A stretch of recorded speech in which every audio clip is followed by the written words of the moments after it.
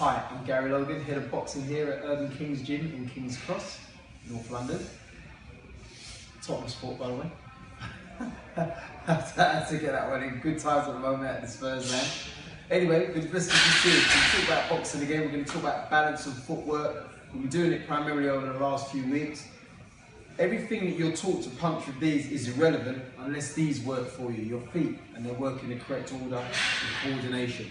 If your feet work, that means you can punch on balance when you're attacking somebody, you can defend and counter on balance, you can block on balance without being punched on balance.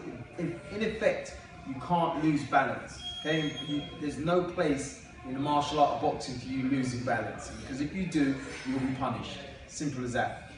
The number one shot, the primary shot that a lot of people don't really work on at excelling is the left jab. And in fact, it should be the easiest shot to throw at somebody because it's the shot that's closest to your opponent's head, should you set yourself up correctly. So the way I say to my clients and my fighters to set yourself up correctly is your left shoulder facing your opponent. Okay, your left shoulder is facing your opponent. You don't want to be square. You don't want to be square because we're not like kickboxers or Thai boxers where we're using our legs. We need to make this body area as hard to get to for your opponent as possible. And the way to do that is to keep your left shoulder facing. Consequently, once your left shoulder is facing, your left hand is closer to their head, which means you can now land your jab cleanly. Okay? What I tend to see with a lot of guys that set up with the jab is that their elbow sticks out. And if you do that with me and we're sparring, you're never going to hit me because that gives me a hitch. I look at your elbow. As soon as I see your elbow lift, I know you're looking to jab me. That's not going to land. I can block it.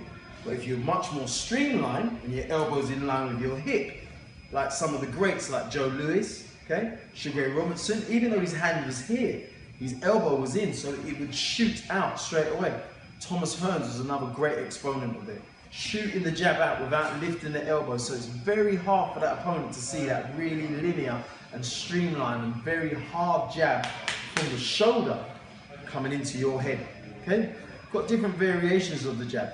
One thing I must also add, when you're setting up, you want to crack your sternum. You don't want to stand up straight because then you become easier to hit. You want to keep your sternum cracked to make your target area even smaller. When the jab comes out, it should come out like so, so your chin is protected as you jab, ideally. One Marquez is a perfect exponent of that. Whenever you see Marquez jabbing, you'll see this happening, this action, where the shoulder covers the side of the jaw as he jabs. Great exponent of the jab. But also Salvador Sanchez, Sugar Ray Leonard, Roberto Duran even used to keep his left hand closer to the opponent, so it's very hard for them to see that jab coming, even though he was inches shorter than some of the middleweights that he fought in the ring. Okay? So basically we've got our balance, we've got our feet set up. We need to have our feet set up rather. Look at my right foot. If you look at my right foot, it's not stuck behind my left foot. Because if I jab like that, my hip will turn and I'm punching off balance. But if I take my right foot out to 2 o'clock and then I jab, my balance is secure. You'll see that a lot with Floyd Mayweather Jr. When he jabs, he's very much like Manuel Marquez as well. He's very much here rather than there over his front leg.